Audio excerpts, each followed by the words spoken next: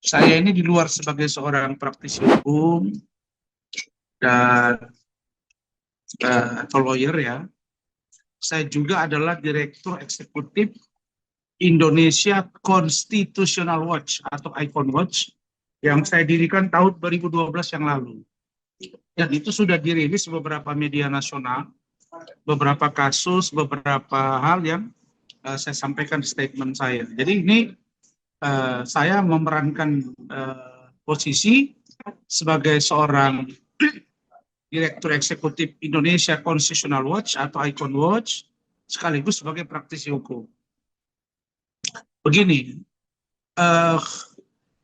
sebenarnya kalau kita cermati, kejadian yang dialami oleh saudara Immanuel Ebenezer Gerungan, atau yang disingkat dengan IEG,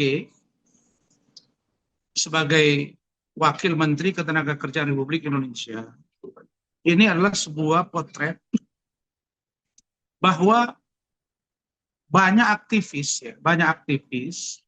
khususnya aktivis 98 yang ketika dia belum mendapat satu posisi, baik di pemerintahan atau apapun namanya, banyak sekali yang saya lihat malah tidak sesuai dengan apa yang dilakukan ketika dia menjadi seorang aktivis di jalanan. Nah, Noel ini, saya 2016, saya pernah debat dengan dia ini di salah satu TV, yaitu di Jak TV atau Jakarta TV. Waktu itu saya nangani Kalijodo yang sedang ribut dengan Ahok. Kemudian saya sempat ribut dengan almarhum Anton Medan di TV One. Dan di beberapa kesempatan saya debat dengan Noel ini karena dia pembela Ahok. Saya melihat anak ini memang cukup berani ya, dan cerdas. Tetapi ketika dia beberapa kali tampil di TV, saya perhatikan bagaimana dia setelah jadi wakil menteri, dia datang ke perusahaan-perusahaan, kemudian menunjukkan sikap dengan begitu gagah berani membela rakyat jelata, kira-kira gitu ya. Ijazah mantan karyawan di satu perusahaan, kemudian pakai baju yang banyak sekali pangkat-pangkatnya, simbol-simbolnya. Ya pada waktu itu saya berpikir ini menteri atau wamen gitu. Tapi oke lah, terlepas dari dia bersikap seperti menteri atau seperti wamen atau memang itu tupoksi dia, itu sah-sah saja. Tapi saya memang melihat dari awal curiga.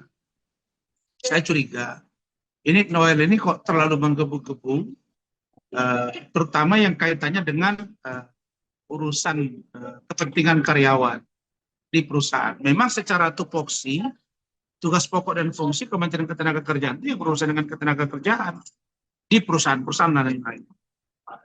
Dan ternyata feeling saya nggak meleset bahwa anak ini, saya curiga waktu itu apa benar ini sebersih ini hatinya gitu ya. Dan ternyata kemarin 2 hari yang lalu kita disajikan dengan pemberitaan bahwa dia di OTT.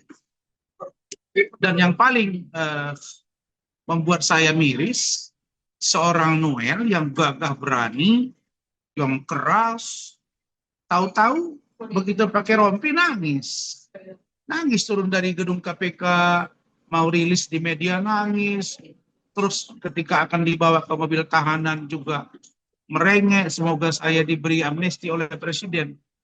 Jadi begini ya, ketegasan, keberanian, integritas yang katanya dia bangun dari bawah, ternyata serendah itu.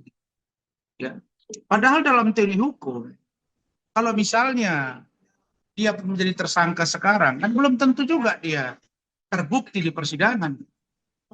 Makanya begitu dia minta mohon, pertama dia minta maaf kepada Presiden Prabowo, kemudian dia minta maaf kepada anak istrinya, kepada masyarakat.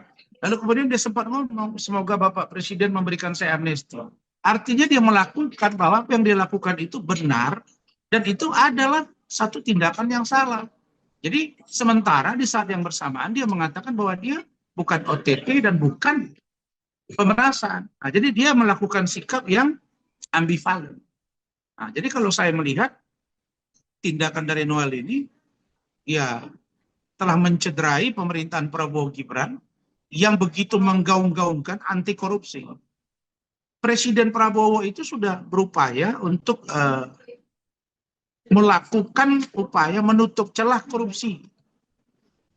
Nah, dengan membawa retret di Akmil Magelang, dengan membangun sinergisitas, dengan pidato Presiden di sidang kabinet paripurna yang berulang-ulang menyampaikan agar jangan salah gunakan jabatan Anda.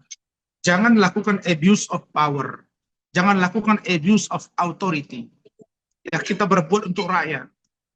Ketika Presiden sedang memberantas korupsi, pada saat yang bersamaan anggota kabinetnya melakukan tindakan yang melanggar hukum. Jadi saya kira tindakan Pak Prabowo lewat Mensesnek, Pak Prasetyo Hadi telah mencopot, dan saya kira ini momentum buat Pak Prabowo untuk kembali mensolidkan barisan beliau dan tidak usah terpengaruh dengan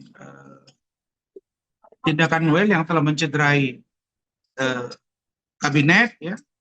Dan saya percaya dan saya kira tidak buru-buru juga Pak Presiden untuk mengganti gitu, karena di awal juga sudah ada masalah dulu, contohnya dengan Gus Miftah kan. Gus Miftah itu juga melakukan satu statement yang bablas sehingga mengundurkan diri, dan sekarang masuk lagi ini ada wakil menteri yang juga bermasalah. Saya kira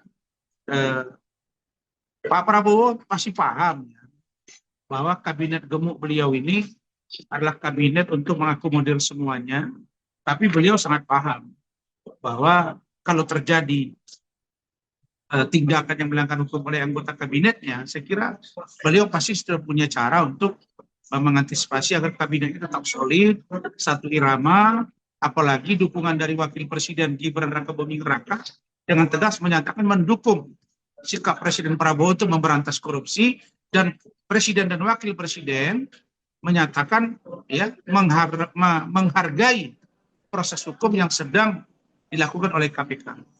Dan saya lihat ada statement dari Pak Mahfud MD yang menyatakan KPK saya apresiasi dan mulai menunjukkan tajinya. Artinya bahwa KPK tidak seperti yang digambarkan selama ini, seolah-olah tidak berani mengambil satu tindakan yang keras terhadap anggota kabinet Bapak Prabowo Gibran.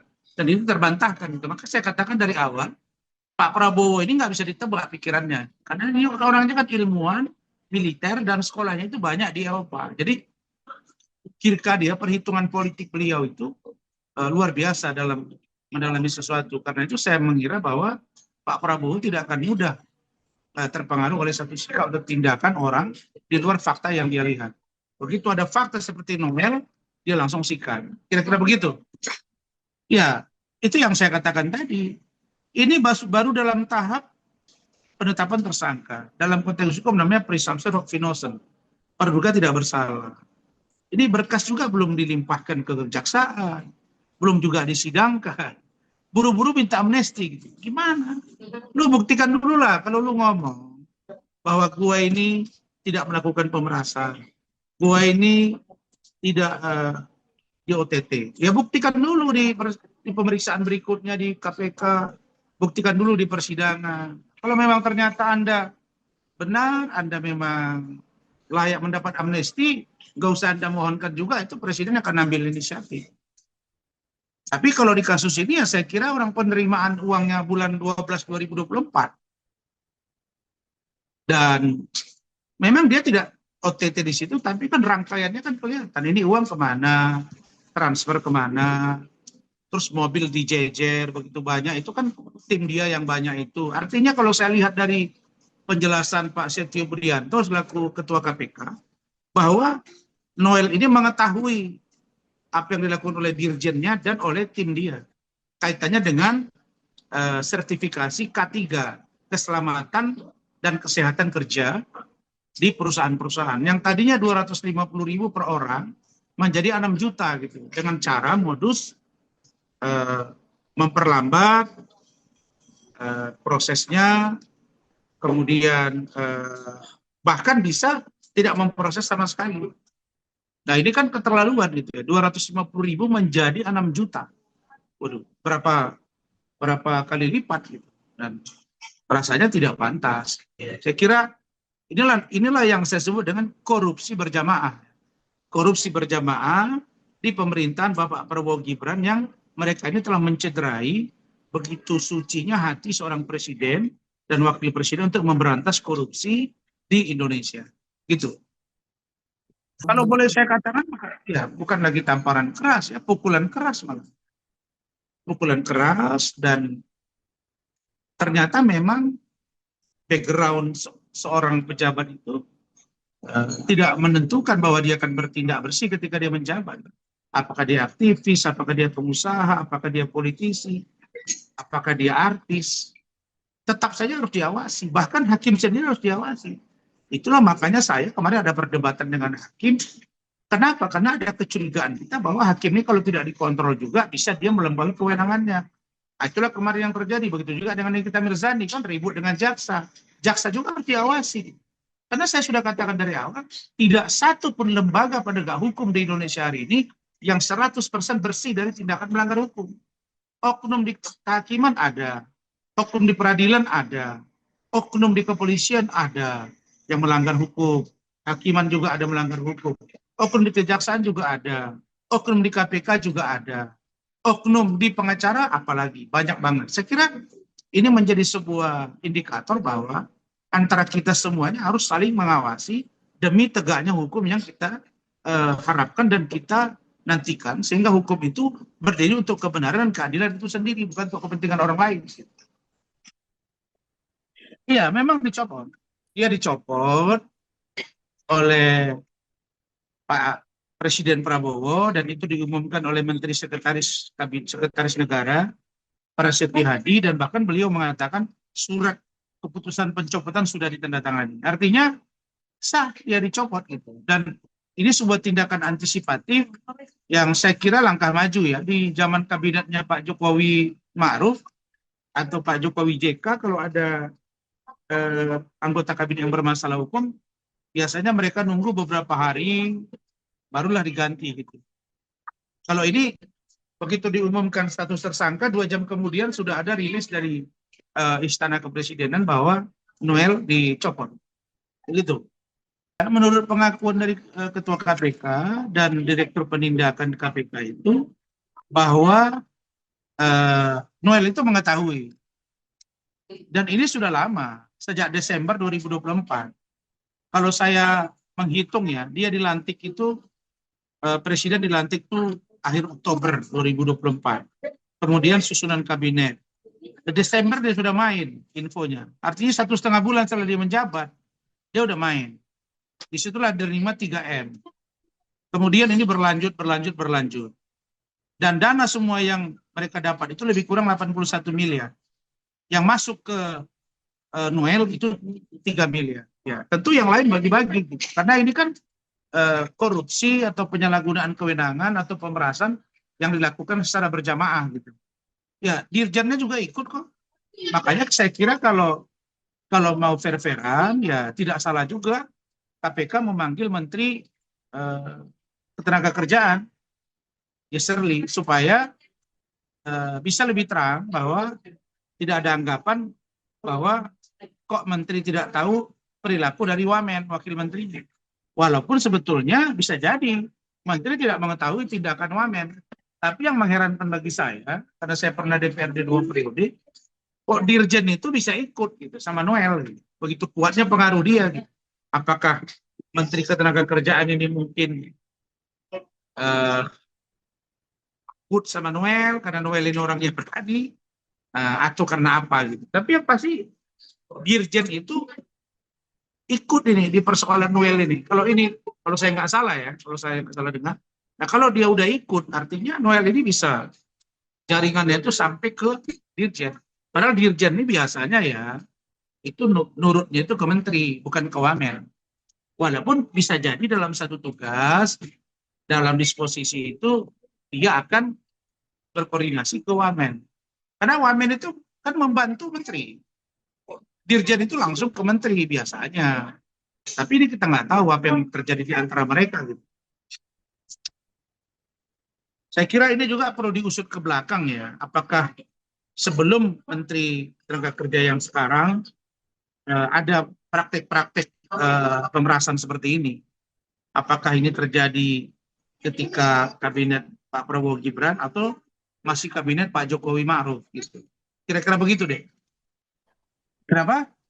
Para pakar juga meminta Presiden Prabowo untuk menolak amnesti yang diminta oleh Noel sendiri. Adalah itu ya harus ditolak lah. Ngapain pula dikasih amnesti sama dia?